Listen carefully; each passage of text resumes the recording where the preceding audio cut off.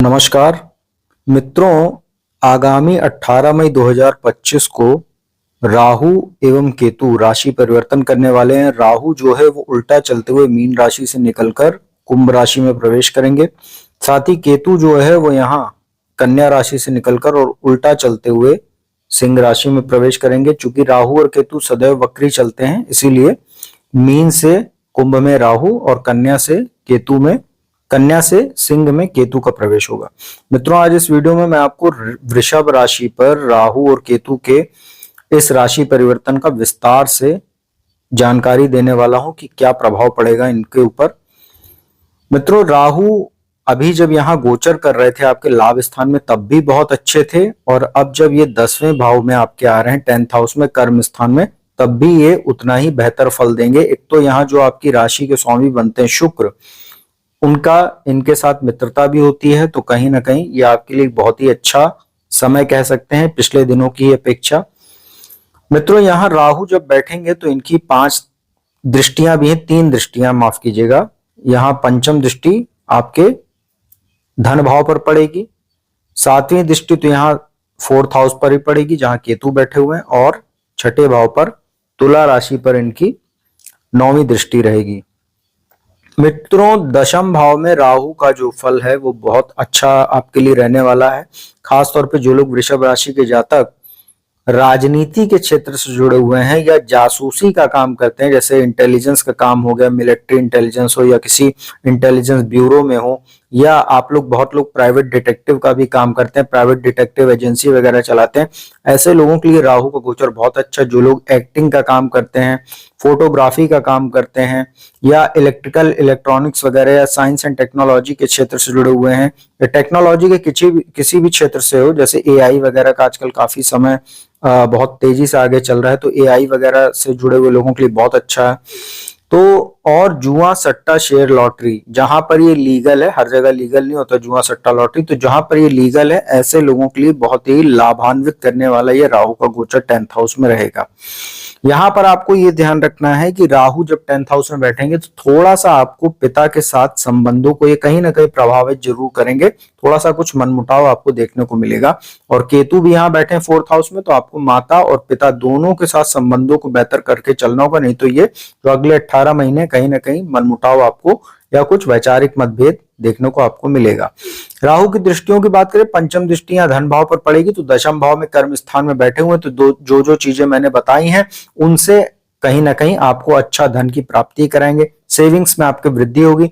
लेकिन आपको ये ध्यान रखना है कि वाणी के स्थान पर है, तो वाणी को बहुत ही सोच समझकर इस्तेमाल कीजिएगा किसी भी सामने वाले से, नहीं तो ये वाणी दोष भी आपको देते हैं। कभी कभी आप ओवर स्मार्टनेस के शिकार हो सकते हैं, इसलिए बोलते समय बहुत सोच समझकर बोलिएगा। सेकंड हाउस जो होता है ससुराल पक्ष का भी होता है, तो ससुराल के साथ भी आपको संबंधों को ठीक करके चलना होगा, नहीं तो उसमें भी ये कुछ समस्या पैदा कर सकता है। और परिवार में पैतृक संपत्ति आदि को लेकर भी कुछ वाद विवाद की स्थिति उत्पन्न करवा सकते हैं, क्योंकि राहु वगैरह सेपरेशन भी देते हैं, ये अलगाव वगैरह कराने का काम करते हैं, क्योंकि इनकी दृष्टियां जहां पड़ती हैं वहां पर विच्छेदात्मक जैसा काम इनका रहता है, तो उसका आप ध्यान रखिएगा। इसके बाद बात करते हैं इनकी जो दृष्टि 4th हाउस पर पड़ेगी, तो 4th हाउस जनता का भाव होता है और 10वें स्थान में बैठे हुए राजनीति का है। यहाँ पर आपके पर्सनालिटी में एक गजब की ये कूटनीति वगैरह, जैसे डिप्लोमेसी वगैरह जिसको बोलते हैं, गजब की रणनीति कूटनीति आपके अंदर इतनी बढ़िया आ जाएगी कि आप जनता में आपकी प्रसिद्धि बढ़ेगी। आप कहीं ना कहीं अपने हिसाब से अपने दिमाग का इस्तेमाल करके आप बड़े बड़े पद तक पहुंच सकते हैं। इस समय आपका भाग्य भी जबरदस्त साथ देने वाला है, क्योंकि आपके जो भाग्येश होते हैं शनि, वो लाभ स्थान में बैठे हुए हैं। ऐसे में राहु का 10th हाउस में आना आपके लिए राजनीति में सफलता के द्वार खोल देगा, तो इसका आप भरपूर लाभ उठाइएगा। और कहीं ना कहीं आपको प्रॉपर्टी आदि में भी ये फायदा दे सकता है। अगर आप लोग रियल एस्टेट आदि सेक्टर जुड़े हुए, दलाली वगैरह ब्रोकरेज आदि का काम करते हैं, तो भी आपको ये फायदा दे सकता है, और ये आपको भौतिक सुख साधन में भी वृद्धि कराने का काम करेगा।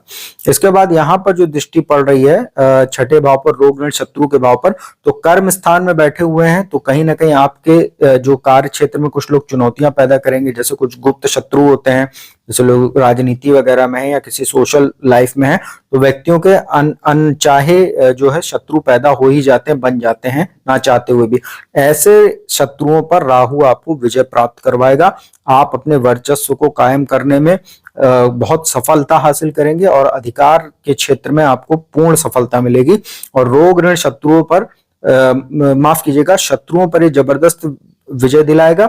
और थोड़ा सा हेल्थ इशू आपको ये जरूर दे सकता है, चाहे वो पाचन संबंधी कुछ हेल्थ हो या कुछ कहीं ना कहीं कुछ स्किन इन्फेक्शन वगैरह आपको हो सकती है, कुछ ऐसी समस्या देता है राहु अक्सर जो इजीली डायग्नोज नहीं हो पाती, तो इसका आप ध्यान रखिएगा।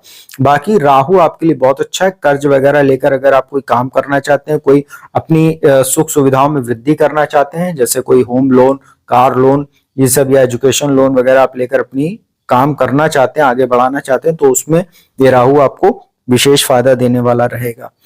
मित्रों, राहु आपके लिए बहुत ही शानदार रहने वाला। अगला 18 महीना अर्थात 18 मई से लेकर और 25 नवंबर 2026 तक लगातार आपके लिए राहु ये फायदेमंद साबित होगा। अब आपको अंत में केतु की भी बात बता देते हैं। केतु 4th हाउस में बैठे हैं, इनकी जो 9वीं दृष्टि है वो यहाँ आपके अष्टम भाव पर, 7वीं दृष्टि यहाँ राहु के ही ऊपर रहेगी, और जो द्वादश भाव होता है यहाँ पर इनकी 9वीं दृष्टि रहेगी। देखिए, केतु जब बैठते हैं कहीं पर भी तो ये डिटैचमेंट का काम करते हो। तो यहाँ बोलते हैं केतु के बारे में एक कहावत है कि केत छुड़ावे खेत, अर्थात जहां बैठते हैं तो ये उस जगह से, उस भाव की चीजों से डिटैच करने का काम करते हैं, अलग करने का। तो 4th हाउस क्या है? माता का है, जनता का है।